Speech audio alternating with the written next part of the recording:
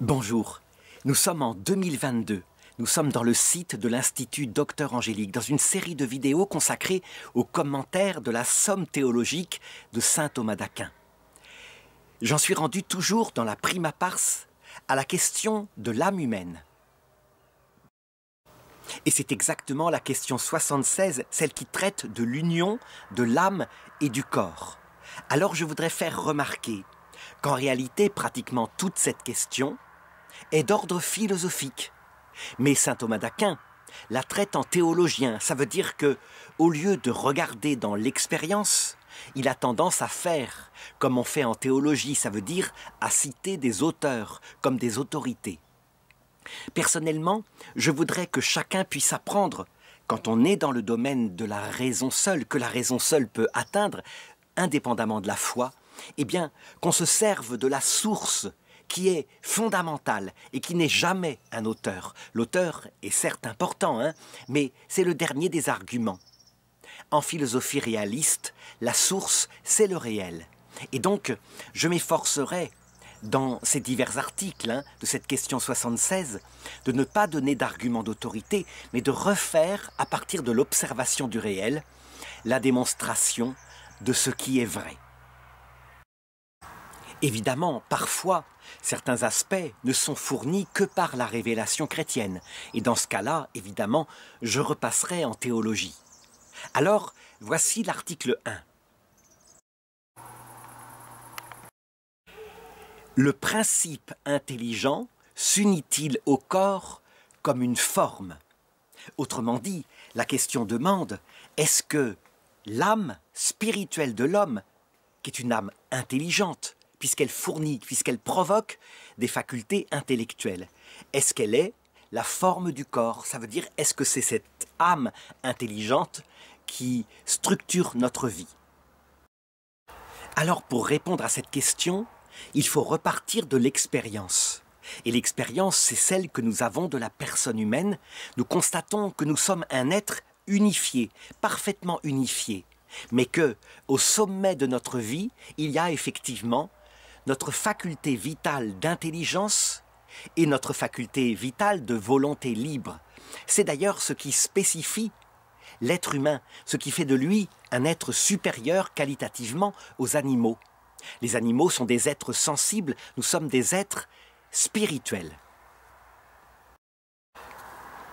Lorsque nous constatons, lorsque nous regardons ce que nous sommes obligés de sortir des théories comme celles qu'avait données Platon, qui pensait que, en réalité, notre substance spirituelle avait été au point de départ une substance indépendante du corps, et que le corps, il fallait le considérer comme une punition qui nous avait été imposée suite à un péché dans l'autre monde. Mais ce qui faisait l'être humain dans sa plénitude, c'est quand enfin il redevenait un pur esprit capable de contempler les êtres spirituels.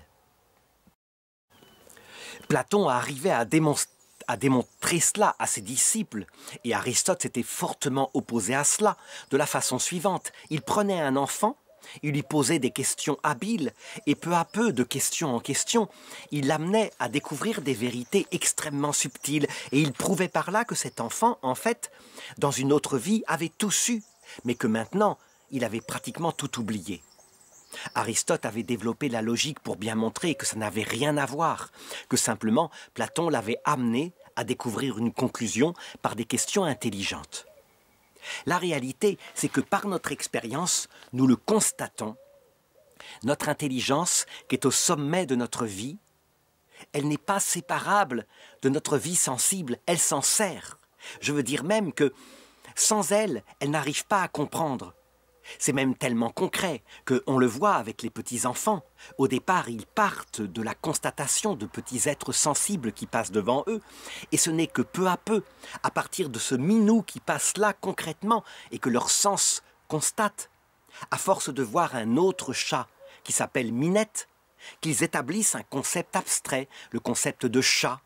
Et ça, c'est déjà quelque chose que l'intelligence fait, mais on le constate. Ce passage du concret sensible au concept s'est fait peu à peu. Et ensuite, les abstractions s'approfondissent. On passera au concept de félin, d'animal, etc. Bref, on le voit, nous sommes un être complet. Et non seulement notre vie sensible n'est pas surajoutée, elle fait partie de nous, mais notre vie biologique, c'est la même chose. On peut, dans le corps, on peut, par exemple, en faisant souffrir le petit doigt, on peut complètement tenir un homme en sa dépendance. Et donc son corps fait bien partie de son être.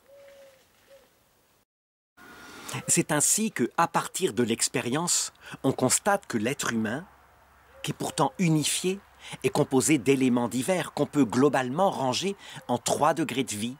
La vie végétative commune avec les plantes, faculté de respirer, de se nourrir, de se reproduire. La vie sensible commune avec les animaux, faculté de ressentir avec les 5 sens, d'éprouver des passions, d'imaginer, et même une forme d'intelligence sensible pour attraper quelque chose de sensible, une proie par exemple, quelque chose qui nous attire comme cela, d'organiser un moyen en vue de cette fin. Ça, c'est la faculté supérieure de la vie sensible. Et puis, il y a ces facultés spirituelles propres à l'homme, à savoir l'intelligence qui dépasse le sensible, comme par exemple le chat concret qui est là, ou la proie qu'on doit attraper, pour regarder des notions absolument qui ne peuvent être accessibles que par l'intelligence, des notions abstraites comme la beauté, l'éternité, l'infinité, choses que les animaux, évidemment, ne peuvent en aucun cas atteindre. Donc, à partir de là, on peut poser l'existence en nous d'une âme qui est principe et cause de l'unité de notre être. Cette âme-là, qu'est-ce qu'elle est?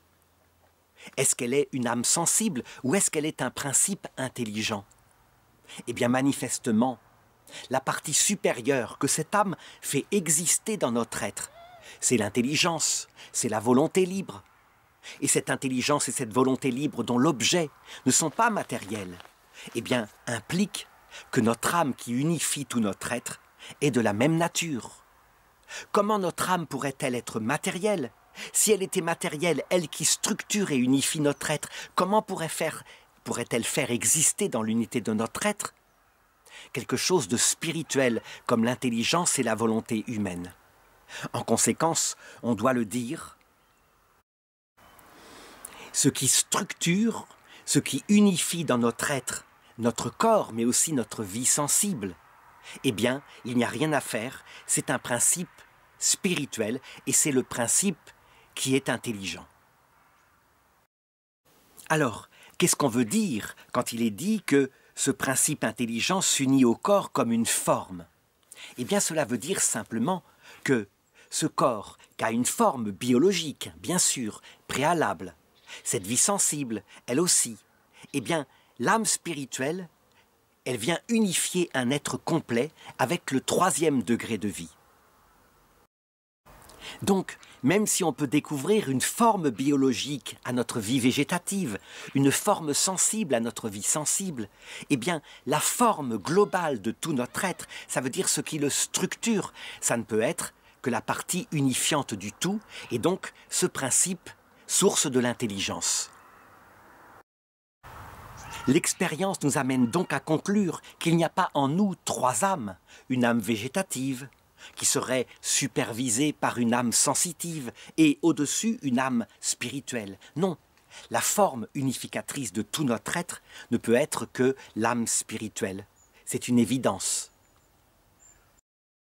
Alors quelques objections maintenant, et la première vient d'Aristote qui dit « L'intellect est séparé et n'est l'acte d'aucun corps, il ne peut donc s'unir à lui comme une forme. » Alors, il y a quelque chose de vrai dans ce que dit Aristote, à savoir que l'intelligence humaine est de nature tout autre que la partie corporelle de notre être. L'intelligence et la volonté, qui sont les 2 facultés spirituelles, ne peuvent pas être composées de matière, puisque leur acte est non matériel.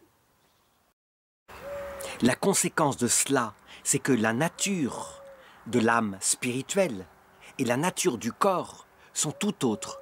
Elles ne peuvent pas se mélanger pour former une sorte de nature mixte. Par contre, manifestement, il y a une forme d'union hypostatique. Ça veut dire d'union entre ces 2 natures pour former un seul être qui s'appelle la personne humaine. sans mélange des deux natures, mais dans une unité de leur être. Alors même si nous ne pouvons pas expérimenter cela en ce qui concerne l'âme qui unifie tout notre être, si ce n'est par l'effet qu'on constate, nous l'expérimentons dans l'opération de notre intelligence, qui se sert des données de la sensibilité, non pas comme d'un organe, mais comme d'une matière dont elle est capable d'extraire l'intelligibilité. Il y a donc, certes, une grande différence entre l'intelligence et la sensibilité, mais il n'y a pas séparation complète, il y a harmonie entre les deux, et on peut dire que la sensibilité devient un instrument dont peut se servir l'intelligence pour pénétrer le réel.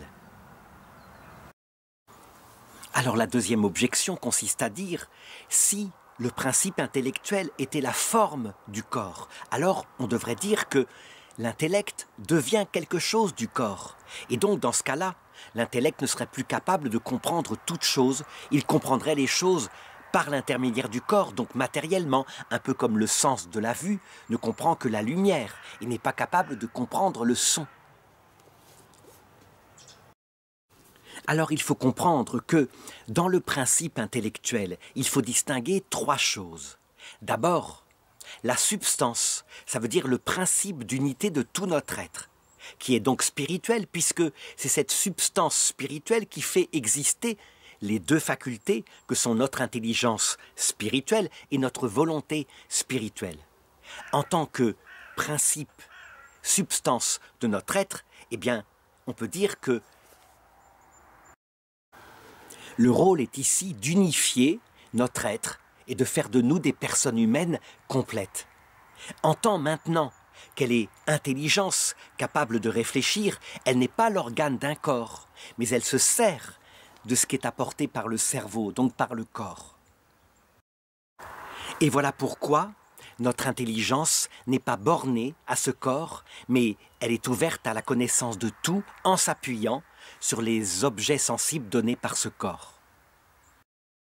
Alors l'objection 3 va dans le même sens et dit « Si le principe intellectuel est la forme du corps, alors forcément, influencé par ce corps, le principe intellectuel sera réduit à ne connaître les choses que corporellement, ce qui n'est pas le cas manifestement.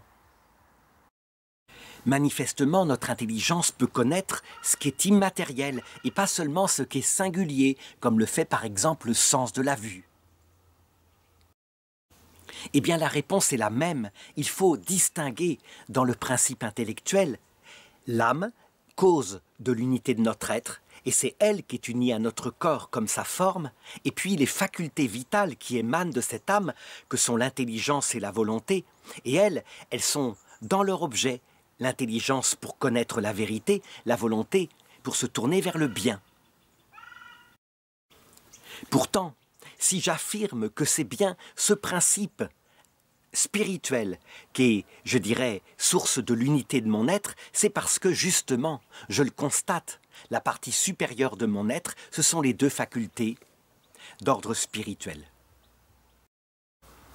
Et donc, malgré que l'âme spirituelle est donc la forme du corps, eh bien, les facultés ont leur exercice propre, un exercice, comme je l'ai dit, qui se sert du corps comme d'un instrument pour lui fournir les images sensibles dont elle est capable d'extraire l'intelligible. Voilà, je m'arrête là, je ne traiterai pas des autres objections. On peut dire qu'avec le corps de l'article, on a la réponse à toutes les objections. Alors l'article 2 est sans doute posé par les réflexions des philosophes grecs, mais c'est une question aussi philosophique qui sera rapidement traitée. Y a-t-il autant de principes intelligents qu'il y a de corps ? Donc, là encore, nous sommes en philosophie, et donc il ne faut pas partir des opinions anciennes, des philosophes qui ont pu chercher à droite à gauche, mais véritablement de l'expérience. Et donc, l'expérience nous manifeste que chaque personne humaine est une substance individuelle de nature spirituelle, que mon intelligence à moi n'est pas celle d'autrui. Je dirais c'est une donnée d'expérience. Notre vie entière est là pour nous le rappeler, et en particulier une expérience particulière que font les parents, à savoir lorsqu'ils donnent la vie à un enfant et qu'ils veulent ensuite lui communiquer ce qu'il y a de meilleur. Eh bien, ils doivent, avec leur propre expérience et la propre intelligibilité qu'ils ont acquise à force d'expérience, lui transmettre, à lui qui est tout petit, eh bien, un peu de leur autorité, un peu de leur expérience, pour éviter par exemple que l'enfant ne tombe dans les mêmes erreurs que eux ont pu commettre étant plus jeunes. Donc, l'expérience le manifeste aux parents. Le petit enfant conçu a son propre principe d'intelligence, mais qui est en développement, qui n'a pas atteint la même perfection que les adultes, mais qui peu à peu va croître. Ainsi donc, à partir d'une donnée d'expérience, nous pouvons constater que l'enfant a son intelligence, que l'adulte a son intelligence, et puisque il y a un principe qui constitue notre être, notre personne individuelle, et que ce principe c'est notre âme, que cette âme est spirituelle. On doit donc en conclure que chaque personne, chaque enfant a son âme spirituelle individuelle, donc son principe intelligent. Et ce principe intelligent passera en acte dans ses facultés, intelligence et volonté. Alors quelques objections qui sont venues évidemment des anciens philosophes idéalistes. Et la première consiste à dire, eh bien il semble qu'il n'y ait au contraire qu'une seule intelligence pour tous les hommes. En effet, il n'y a pas plus d'une substance immatérielle par espèce. L'âme humaine est une substance immatérielle, puisqu'elle n'est pas composée de matière et de forme, donc il ne peut y avoir plusieurs en une même espèce. Et tous les hommes appartiennent à une seule espèce, il ne peut donc y avoir pour eux qu'une seule intelligence. On le voit, cet argument est évidemment tiré de la comparaison avec les anges. Les anges, effectivement, qui n'ont pas de corps. Chaque intelligence angélique est sa propre espèce. Elle est individuée, chaque ange est individué par sa substance spirituelle, sans qu'il y ait de corps. Et donc, manifestement, rien ne se transmet d'un ange à un autre. Il n'y a pas d'espèce angélique, il n'y a pas une seule espèce angélique, mais chaque ange constitue sa propre espèce. Pour l'homme, ça se passe différemment. On distingue l'espèce humaine par les données qui se transmettent de génération en génération et qui sont donc corporelles. Ainsi, les parents transmettent-ils dans l'acte de génération à leur enfant la nature humaine. Mais en ce qui concerne le principe intelligent, qui est l'âme de l'enfant, manifestement, puisque c'est une âme spirituelle, eh bien, elle ne peut pas venir de l'acte de génération corporelle des parents. Il faut donc qu'il y ait dans l'acte de génération la bénédiction venant du Créateur, qui unit la disposition physique donnée par les parents, qui l'unit substantiellement, ce qu'on appelle une union hypostatique, avec l'âme spirituelle que Dieu crée. Et donc, les âmes spirituelles sont créées individuellement, et chaque être humain a son âme spirituelle, et donc sa propre intelligence. Alors, je ne m'étendrai pas davantage sur les autres objections, la chose étant manifestement donnée d'expérience. L'article 3 est beaucoup plus subtil et il demande « Y a-t-il dans l'homme, outre l'âme intellectuelle, d'autres âmes d'essence différentes ?» Alors ceci aussi est une question philosophique qu'il va donc falloir résoudre non pas par les auteurs, mais d'abord par l'observation et l'expérience. Alors, d'où vint l'idée qu'il pouvait y avoir en nous plusieurs âmes? Eh bien, justement, de l'observation. On constatait, ne serait-ce que par les fausses couches, que un tout petit enfant conçu dans le ventre de sa mère, lorsqu'il y avait une fausse couche très précoce, finalement, il n'avait qu'une vie très primitive, de type végétatif, pas encore de sensation. Et donc, à un moment donné, certains auteurs se dirent que, manifestement, dans les premières semaines de la grossesse, eh bien, l'être humain n'était que lié à une âme végétative. Ses facultés étaient uniquement végétatives, à savoir division cellulaire, respiration cellulaire. Et puis, Quand l'avortement avait lieu plus tardivement, que l'embryon était déjà viable, on s'apercevait qu'il avait des sensations, primitives certes, comme d'ailleurs le nourrisson lorsqu'il venait de naître. Et ce n'était que dans un troisième temps que naissaient les facultés spirituelles. Et en effet, la constatation peut toujours être faite. Un nouveau-né, un nourrisson qui vient de naître, eh bien, ces facultés sont uniquement sensibles et elles sont même moins développées que certains animaux lorsqu'ils sont tout petits et qu'ils viennent de naître. Ce n'est que vers l'âge de 2-3 ans que l'enfant développe ses premiers jugements d'ordre de l'intelligence et que là, il va se mettre peu à peu à dépasser la vie purement sensible.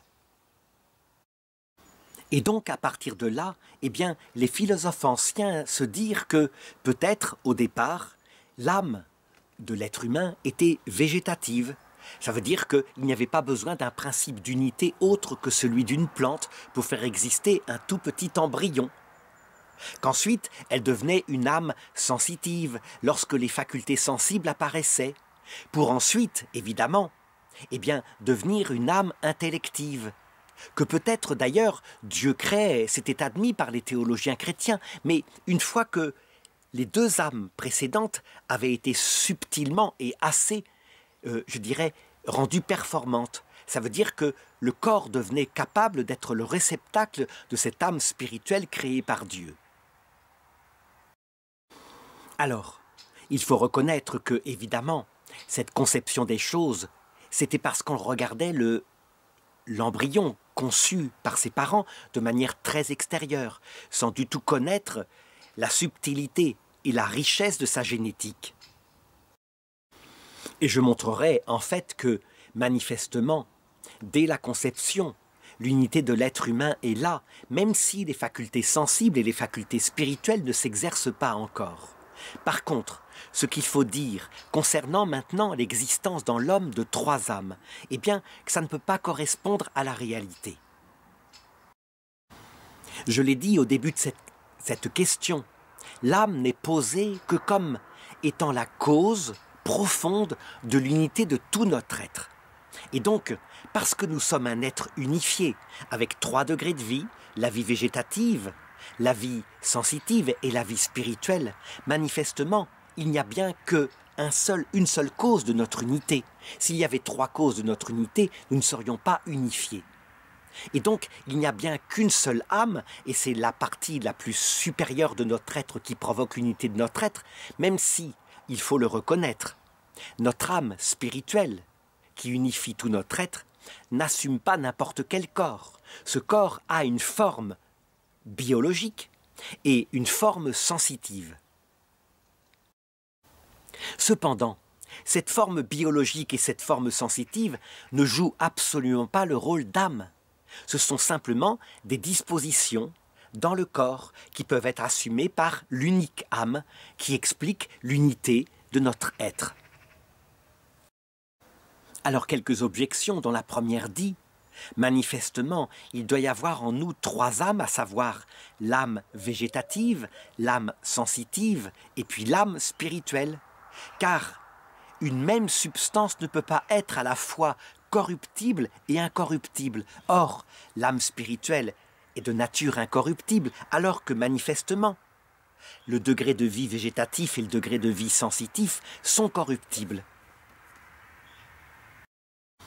Alors il faut répondre à cela que nous constatons que nous sommes bien une personne unifiée avec ces 3 degrés de vie et que donc il y a en nous, je dirais, unis dans une union qui forme un seul être, ce qu'on peut donc appeler une union hypostatique, l'hypostase étant le sujet, l'être concret. Il y a donc en nous des réalités de nature différente. Et certes, on doit l'admettre, l'âme spirituelle, qui est donc notre unique âme, elle est de nature non matérielle. Il n'empêche que c'est elle qui reçoit la possibilité, par cette union hypostatique, de garder dans l'unité de notre personne, notre vie végétative et notre vie sensitive. Tout ceci se fait sans fusion, sans mélange. Je veux dire que que l'âme spirituelle ne devient pas quelque part matérielle. Ce n'est pas ça que je veux dire, mais que elle est capable, elle reçoit de Dieu la possibilité d'unifier notre être complet, et c'est ce qui donne la personne humaine. Alors une deuxième objection dit ceci: si jamais il n'y a en nous qu'une âme et que cette âme est spirituelle, donc incorruptible, ceci nous retire du genre animal, ce qui manifestement n'est pas vrai, puisque nous le voyons bien, notre corps et notre vie sensible sont corruptibles, comme d'ailleurs ça se passe pour le lion, le singe, etc.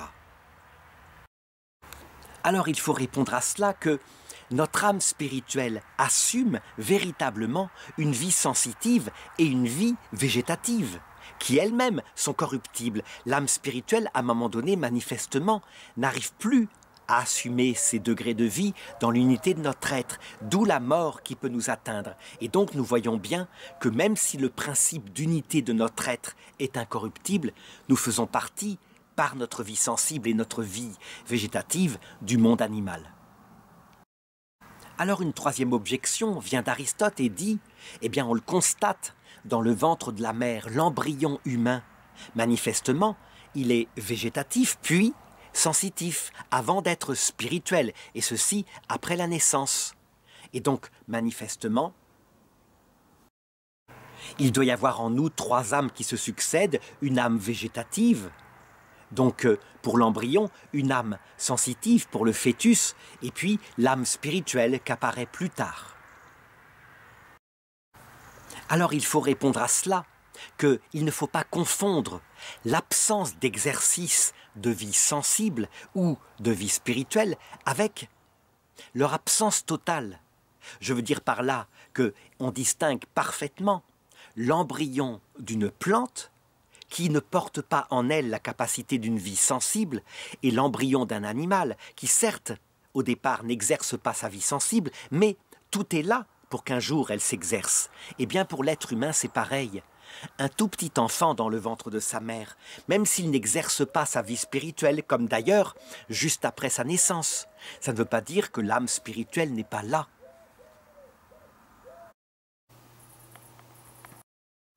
L'article 4 demande « Y a-t-il dans l'homme une autre forme que l'âme intellectuelle ?» Alors, encore une fois, je répondrai en philosophie. Il faut distinguer en nous ce qu'on pourrait appeler une forme substantielle. Ça veut dire quelque chose qui détermine l'unité totale de notre être qui est unique. Et puis, il faut distinguer en nous ce qu'on pourrait appeler une forme accidentelle. Ça veut dire que provoquée par cette cause unique de notre unité d'être, eh bien, il y a d'autres formes, d'autres structures en nous. Mais ces structures sont accidentelles, elles ne sont pas source de notre être, elles sont plutôt gardées dans l'unité par notre substance. Et donc, qu'est-ce que nous constatons? Nous constatons qu'effectivement, notre unité d'être, notre âme, n'assume pas n'importe quel corps.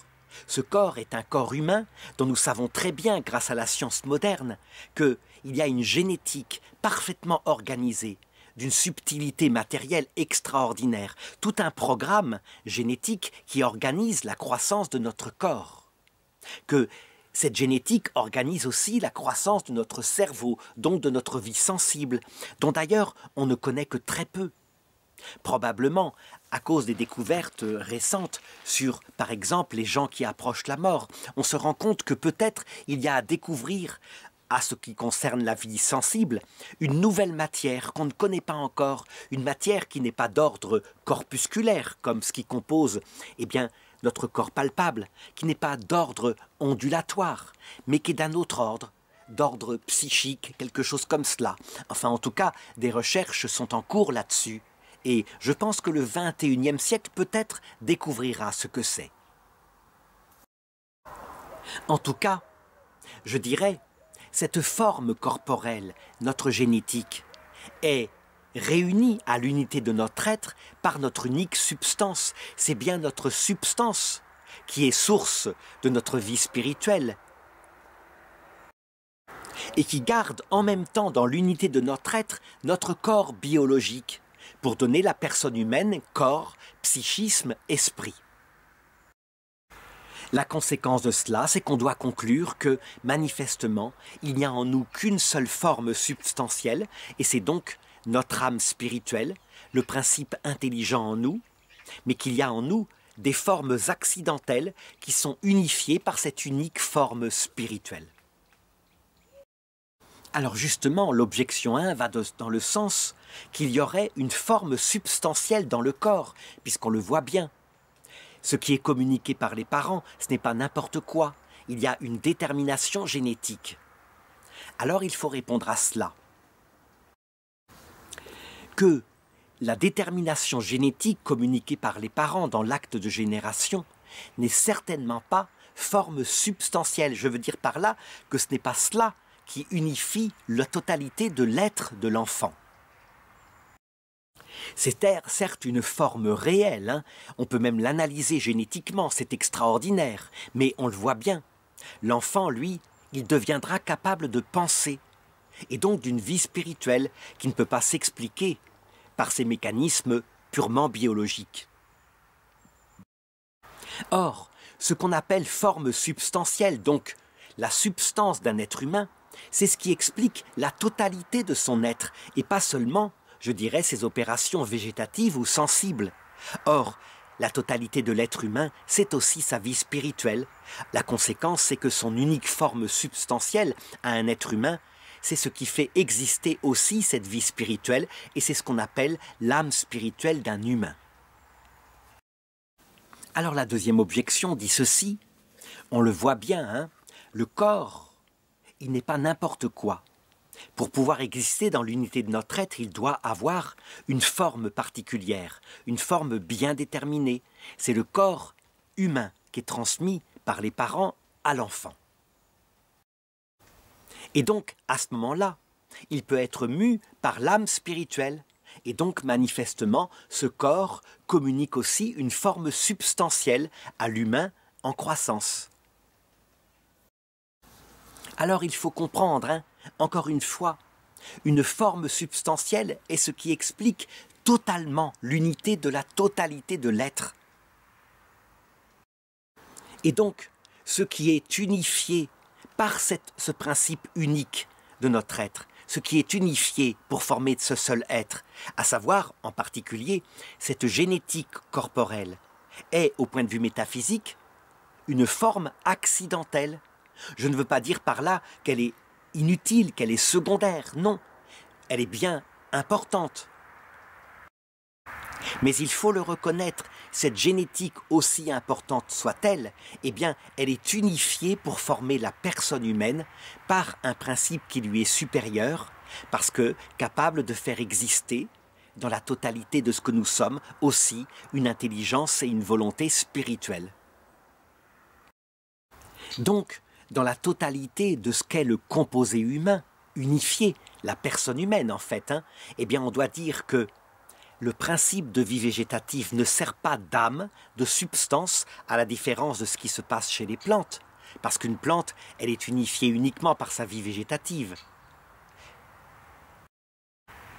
Cette structure génétique est chez nous, êtres humains, eh bien quelque chose d'accidentel, unifié par un principe plus grand qu'on appelle l'âme spirituelle. Alors je passe l'objection 3 et je vais directement à l'objection 4 qui dit « Le corps humain est une composition d'éléments ». Et ça c'est vrai, on le constate, la science moderne le confirme, cette combinaison ne se réalise pas seulement selon la matière. L'on n'aurait alors qu'une corruption. Les formes élémentaires doivent donc demeurer dans le corps composé, mais ce sont des formes substantielles. Il y a donc dans le corps humain d'autres formes, en plus que l'âme intellectuelle. Cette objection, encore une fois, vient de l'incompréhension qu'il y a en métaphysique entre la substance, qui est le principe de l'unité totale d'un être, et puis les formes qui peuvent être intégrées par cette substance unique. Ainsi donc, tout ce qui n'est pas cause de l'unité globale de tout l'être, eh bien, ne s'appelle pas forme substantielle, mais forme accidentelle, intégrée par l'unique substance. Et comme je l'ai dit, puisque nous constatons que nous sommes une personne unifiée, avec au sommet en nous des facultés spirituelles, il faut dire que notre substance unique, cause de l'unité de notre être, est forcément la substance spirituelle. Ça n'empêche pas que notre corps a une forme particulière et notre vie sensible aussi. Mais ces formes-là sont, d'un point de vue métaphysique, ça veut dire d'un point de vue de notre être, sont, je dirais, unifiées par notre unique substance. Alors l'article 5 est intéressant parce que, je le pense, nous repassons en théologie, en ce sens que nous cherchons l'intention de Dieu lorsqu'il nous a unis à un corps. Convenait-il à l'âme intellectuelle d'être unie à un corps tel que le corps humain? On recherche donc ici l'intention du Créateur. Pourquoi a-t-il fabriqué la nature humaine avec, je dirais, ce lien indéfectible entre notre esprit et notre corps? Alors la réponse de saint Thomas d'Aquin va être théologique, parfaitement théologique, à savoir une comparaison telle qu'il l'est fait depuis la prima pars avec les autres substances spirituelles, ça veut dire les autres personnes.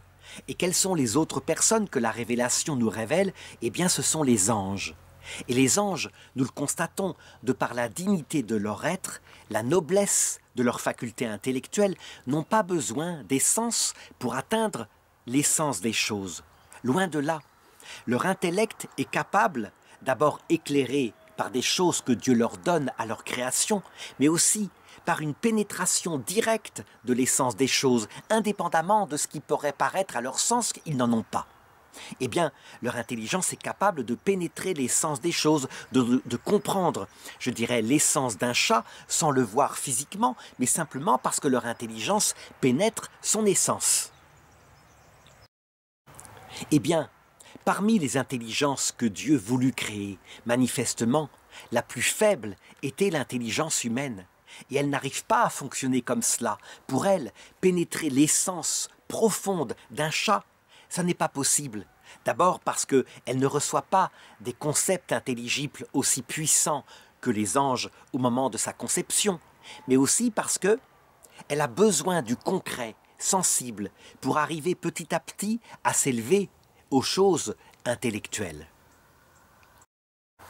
Et ça, on le constate non seulement à travers notre petite enfance, la façon dont nous avons pu peu à peu développer notre vie intellectuelle en partant d'abord de sensations très simples, mais on le constate aussi par la pédagogie, à savoir lorsqu'on enseigne à des étudiants. Et si on veut paraître intelligent, on va rester dans l'abstrait, on ne va prendre aucun exemple, mais une grande partie du public ne comprendra pas, parce que on peut rendre facile et simple à partir d'exemples bien choisis, je dirais une doctrine universelle parfaitement abstraite. Donc il est naturel à l'être humain de partir du concret pour remonter à l'abstrait et à partir de l'abstrait de redescendre dans le concret. La conséquence de cela, c'est qu'on le voit, il était parfaitement convenable que l'âme humaine soit créée dans cette unité à son propre corps qui deviendrait un peu l'instrument, et non pas simplement l'automobile où l'âme humaine habite, hein, pas du tout, mais qui deviendrait une partie de son être, mais un instrument pour qu'elle puisse se développer. Donc on le voit à partir de la considération, eh bien, de cette harmonie qu'il y a dans notre être, entre nos sensations et notre connaissance, avec cette intelligence qui a cette puissance de tirer à partir de l'image l'intelligibilité, on ne peut que considérer que Dieu a fait œuvre de sagesse en créant l'homme uni à cette vie sensible et à cette vie biologique. Alors tout de même, il y a des objections, et en particulier celle-ci. La matière doit être proportionnée à la forme. Or, nous le voyons, notre âme spirituelle est parfaitement incorruptible. Donc, l'unification à un corps corruptible, il y a quelque chose qui ne colle pas. Alors, pour répondre à cette objection, il ne faut pas effectivement considérer uniquement que l'opération intellectuelle. Dans ce cas-là, Dieu aurait dû simplement nous unir avec un psychisme incorruptible, sans qu'il y ait ce corps biologique. Il faut regarder plus loin l'intention de Dieu, en ce sens que il n'a pas uni notre intelligence à une vie sensible uniquement pour que notre intelligence puisse progresser, mais s'il a uni notre intelligence à une vie biologique, c'est aussi pour d'autres choses plus profondes, liées à la nature humaine, comme cette capacité à donner la vie à d'autres êtres, ce qui fait de nous quelque chose d'absolument unique par rapport aux anges, qui ne peuvent pas communiquer la vie à d'autres anges. Donc, seule la révélation du projet ultime de Dieu, et pas seulement l'opération intellectuelle, permettent de comprendre pourquoi Dieu nous a unis pour un temps à un corps fragile, un corps par nature mortel, même si chez Adam et Ève, il faut le reconnaître, ils étaient immortels, non pas par nature, mais par grâce. Ils auraient dû normalement, à un moment donné, monter au ciel par assomption. Et si Dieu les avait abandonnés sur terre, comme il le fit après le péché originel, eh bien Adam et Ève aussi seraient morts. Ce corps biologique n'est pas par nature immortel. Mais Adam et Ève pouvaient donner la vie et pouvaient aussi donner leur vie éventuellement. Alors l'objection 2 va dans le même sens et elle dit « L'âme intellective est une forme de la plus grande immatérialité. Et donc, elle aurait dû être unie uniquement à un corps d'ordre psychique, donc des facultés sensibles qui lui auraient permis de connaître les choses, sans qu'il y ait ce corps pesant, là, lourd, qui nous entraîne à ramper sur la terre, à chercher de la nourriture, quelque chose comme cela. Par exemple, on pense à ces esprits intermédiaires auxquels croient les musulmans, qu'ils appellent les djinns, et qui, eux, auraient une vie sensible, mais sans vie biologique. Est-ce que ce n'aurait pas été mieux? Encore une fois, si, comme le pensaient les vieux philosophes du style Platon, nous n'étions que des intellects et nous étions uniquement réduits dans notre vie à développer notre intelligence, ce serait parfaitement vrai, mais manifestement le plan de Dieu sur l'homme et la femme est beaucoup plus large que cela. Certes, du coup, notre intelligence est moins performante que celle des anges ou alors celle de ces esprits intermédiaires, hypothétiques. Mais, par contre, nous sommes des chefs-d'œuvre de Dieu en ce qui concerne la possibilité de l'amour et de l'humilité à travers ce corps et cette capacité que nous avons de donner la vie biologique et ensuite de communiquer à notre enfant l'éducation et l'amour qui va avec. Ce n'est d'ailleurs pas pour rien que les esprits angéliques, lorsque, au début de leur création, ils reçurent le plan de l'homme et de la femme, ne se révoltèrent pas contre Dieu, mais lorsqu'ils comprirent que ce qui permettait de voir Dieu, c'était l'humilité et l'amour, alors on raconte que Lucifer en particulier trébucha sur le futur mystère de la création de la femme, peut-être avant l'homme. Pourquoi? Eh bien, à cause de sa disposition générale, pas particulière, mais générale, à l'humilité et à l'amour, puisque les femmes pourraient donner la vie et donner leur amour à leur enfant en faisant passer l'enfant avant elle-même. La troisième objection pose la question suivante. Lorsqu'on considère la dignité de l'âme humaine qui est spirituelle, on se demande qu'est-ce qui est passé dans l'intelligence de Dieu en nous unissant à quelque chose qui est de l'ordre de la proximité d'un primate. Notre corps, manifestement, fait partie du genre des primates. Donc, il y a quelque chose de dissonant entre l'unité de ce corps, eh bien, je dirais, qui digère, qui mange comme le fait un singe, et de cette âme spirituelle ordonnée à contempler Dieu. La réponse est toujours la même. Si Dieu avait voulu que l'ordre de grandeur des êtres vienne de l'intellect, effectivement, en créant des êtres humains, alors il les aurait mis au-dessous des anges largement, et les anges ne se seraient pas révoltés contre Dieu. Mais manifestement, si le projet de Dieu fonde un ordre nouveau qui est fondé sur l'humilité, l'amour, le don de soi, alors peut-être qu'il y a là, de la part de Dieu, le projet le plus chef-d'œuvre de sa création. Alors enfin, une quatrième objection dit ceci. Regardons le corps humain. C'est le plus fragile des corps. Nous n'avons pas de griffes pour nous défendre, de fourrure pour nous réchauffer la nuit.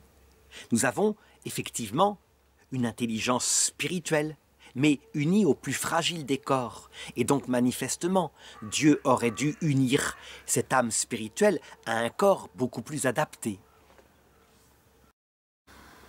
Eh bien, la réponse à cela, je dirais que l'expérience de l'humanité y répond. Manifestement, l'arme la plus puissante que nous avons, c'est justement cette forme intellectuelle, cette intelligence et cette volonté qui fait de nous, malgré notre fragilité corporelle en elle-même, qui fait de nous, par notre intellect, le plus redoutable des animaux. Et nous avons été capables, au Paléolithique, de vaincre les plus grands des animaux géants, de faire disparaître les mammouths. Donc, le corps humain est adapté parfaitement à l'intelligence. Je veux dire par là qu'elle possède des instruments, comme par exemple la main, qui lui permet d'utiliser n'importe quel outil et de vaincre n'importe quelle espèce animale. De même, il était inutile que nous soyons revêtus de fourrure qui nous protégerait du froid, puisque notre intelligence nous donne la capacité de nous fabriquer des manteaux de fourrure. Telle en est la réalité. Alors je vais aborder assez rapidement les 4 derniers articles de cette question. D'abord, article 6, l'âme intellectuelle est-elle unie au corps par le moyen de dispositions accidentelles? Donc c'est encore une question philosophique, et donc qui ne se pose pas tellement en théologie, mais qui vient de l'idée de Platon. Platon considérait que nos âmes avaient existé dans l'autre monde et qu'à un moment donné, suite à une faute originelle, Dieu nous avait punis et unis à un corps comme on unit un conducteur à une voiture, pour un temps, afin ensuite de lui rendre son état primitif et donc de le faire sortir de ce corps. Et voilà pourquoi ce corps est fragile, mortel, peu durable et qu'il vient, je dirais, comme nuire à l'opération intellectuelle. L'expérience nous montre que c'est une conception illusoire, que c'est tout l'inverse, que notre âme a besoin de nos sensations pour pouvoir progresser du côté intellectuel. Et donc, manifestement, notre âme spirituelle est unie à notre corps comme étant sa substance. Et ce corps n'est pas un simple véhicule, mais fait partie de notre être. La conséquence, c'est que comme notre âme est substance de tout notre être, le principe de l'unité de tout notre être, on ne peut pas dire qu'elle est unie accidentellement. Non, elle est unie comme la cause est unie aux effets qu'elle unifie. Je dirais même plus, lorsqu'on étudie en métaphysique ce qu'on appelle la substance et l'accident, la substance, c'est la cause d'un être. Les accidents, c'est tout ce qui est unifié dans cet être. Par exemple, ma main est un accident. Elle est unifiée dans mon être par ma substance profonde, qui est donc mon âme spirituelle. Eh bien, on doit dire que le principe intellectuel est la substance. Elle n'est donc pas unie à mon être accidentellement ou par un principe accidentel, elle est au contraire la substance qui fait exister mon être dans son unité. Et je crois que cela répond suffisamment aux objections.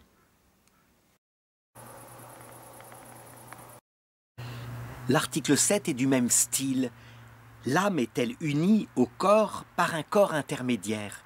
Et si saint Thomas d'Aquin se pose cette question, c'est encore pour répondre à la théorie de Platon, qui dit qu'il n'y a rien à faire. Notre âme n'est qu'accidentellement dans ce corps, et pour un temps.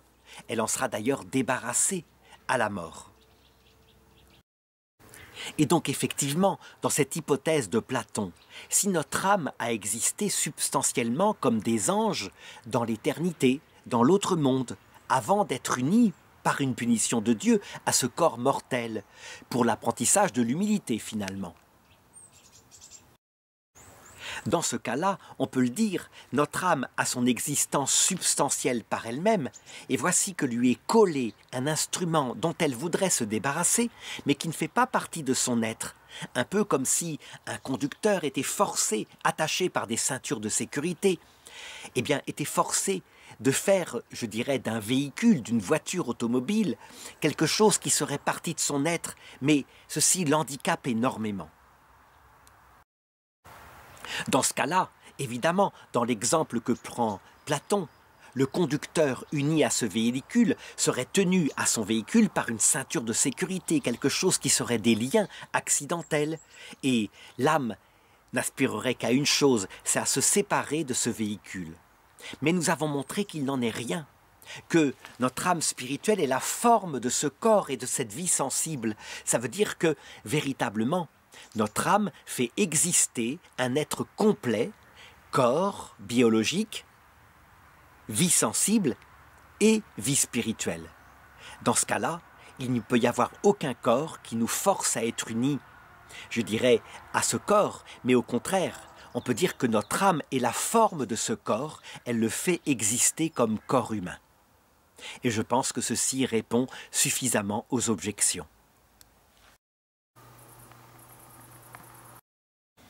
L'article 8 est encore en philosophie du vivant. Est-ce que l'âme est tout entière en chaque partie du corps? Eh bien, je dirais que la réponse se déduit de ce que j'avais dit au début de cette question.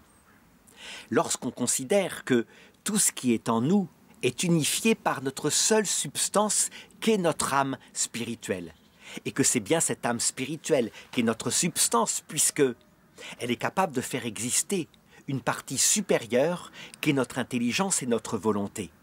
Eh bien, on doit le reconnaître. La conséquence, c'est que tout ce qui fait partie de notre être est maintenu dans l'unité de notre être par cette âme. Cette unité de notre être est d'autant plus remarquable qu'on constate que dès que l'âme a quitté le corps, alors tout retourne à quelque chose de matériel. Je veux dire par là que ma main elle-même, eh bien, elle n'est plus la main d'un homme. Elle devient, si mon âme a quitté mon corps, elle devient un corps en train de se décomposer, de retourner aux éléments, je dirais, minéraux qui la composent. Mais ce que je dis là n'est qu'une constatation biologique. Il y a bien d'autres facteurs d'unité de mon être dans cette unique âme. Et donc, il faut le remarquer, l'âme est présente à toutes les parties du corps, entièrement, puisqu'elle les unifie à mon être, mais elle le fait en se servant de dispositions accidentelles, comme par exemple la vie biologique, par exemple. Qu'est-ce qui maintient ma main dans l'unité de mon être, si ce n'est le sang qui lui apporte l'oxygène? Il ne faut pas dire que le sang, c'est l'âme, mais le sang, c'est l'instrument par lequel l'âme unique, qui unifie ma personne humaine, permet de garder dans l'unité certains organes biologiques. Outre cette unité due à un instrument biologique, il y a aussi l'unité due à l'instrument sensible. Je veux dire que jusqu'au petit bout de mon doigt, il y a des récepteurs sensibles, donc liés à une vie sensitive en moi, et qui permet d'unifier mon corps tout entier du point de vue de la sensibilité. Et puis, au sommet, il y a cette intelligence et cette volonté qui se servent à la fois de cette vie biologique et de cette vie sensible pour des activités intellectuelles de compréhension, du sens de la vie, de volonté libre. Donc, on le voit, dû à cette âme qui est d'ordre spirituel, l'unité est celle d'une personne, à savoir celle d'une substance individuelle, mais de nature spirituelle, alors que, pour les animaux, l'unité est celle d'un être sensible, à savoir d'une substance individuelle de nature sensible. Et donc on le voit, l'âme est quelque chose de beaucoup plus subtil que ce qu'on voit par le sang, par exemple, le sang étant le symbole de l'âme dans l'écriture. L'âme est partout présente à notre être et l'âme est tout entière dans l'unification dans chaque partie de notre être. Alors quelques objections. Celle d'Aristote en particulier qui dit, dans le mouvement des animaux, il n'est pas nécessaire que l'âme soit en toutes les parties du corps, mais se trouvant en un certain point initial du corps, elle fasse vivre les autres parties, car chacune d'elles est capable par nature d'exécuter un mouvement qui lui est propre. En fait, là, cet argument ne parle que d'une des fonctions de l'âme, à savoir le mouvement des animaux. Et l'âme a une fonction bien plus large. Elle fait exister la totalité de notre être et de l'être aussi des animaux. Mais là, ce sont des âmes sensitives chez les animaux. Alors, la deuxième objection dit, l'âme, elle vient unifier un corps qui est organisé, avec une certaine vie biologique qui lui donne son unité. Et donc, elle n'a pas besoin d'être partout, jusqu'au bout de ma main. Il suffit qu'elle envoie du sang qui va, je dirais, oxygéner ma main, et la main va rester dans l'unité de mon corps. Alors, encore une fois, oui, il y a des instruments biologiques qui servent à l'âme, mais l'unité, elle est totale, elle prend tout l'être. Et d'autre part, on ne peut pas, je dirais, réduire l'unité de ma main à mon corps par sa fonction végétative. Il y a aussi cette fonction sensitive à travers le système nerveux. Et ça, c'est un autre système dans le corps humain qui est unifié par l'unique âme spirituelle. Alors je passe directement à l'objection 4 qui dit « Si l'âme est tout entière présente dans chaque partie du corps, alors il faudra dire que toutes les facultés de l'âme seront dans chaque partie du corps, et donc que l'oreille pourra voir, que l'œil pourra entendre, ce qui manifestement n'est pas le cas. » Eh bien, encore une fois, ce qui est présent dans chaque partie du corps et de la sensibilité, et aussi de l'esprit, pour unifier une personne humaine, ce n'est pas l'âme en tant qu'elle produit des facultés, mais c'est l'âme en tant qu'elle produit un être unifié. Et donc, par exemple, le sens de la vue, qui par nature est fait pour recevoir la lumière, eh bien, il a sa fonction propre. Et l'âme, qu'est-ce qu'elle vient faire? Eh bien, elle vient unifier dans ma seule personne totale le sens de la vue pour le mettre au service de l'intelligence. Alors, dernière objection, si l'âme était présente à chaque partie du corps tout entière pour l'unifier dans mon être, on devrait dire que chaque partie du corps est tout à fait essentielle, je dirais à égalité avec les autres parties, ce qui manifestement n'est pas le cas. On voit bien que la partie la plus noble de notre être, c'est notre intelligence capable d'atteindre la vérité, et que, en comparaison, le petit doigt de pied est moins utile. Alors encore une fois, c'est parce que on confond l'âme et les effets multiples de l'âme. Bien sûr que le petit doigt de pied est moins utile, mais il fait partie de mon être, et c'est en ce sens-là que mon âme, véritablement, est entièrement présente à mon petit doigt de pied. Si je le perds, c'est une partie de mon être qui est amputée. Et donc, cet argument, eh bien, il vient à confondre, je dirais, ce qui est de l'ordre de la vie morale, par exemple, que nous exerçons et qui nous paraît la plus importante dans toute notre activité, avec l'âme en tant que cause et principe de l'unité de tout notre être. Et justement, eh bien, les facultés que l'âme est capable de produire, eh bien ce sera l'objet de la question suivante, la question 77, qui sera intitulée « Les facultés de l'âme humaine en général ».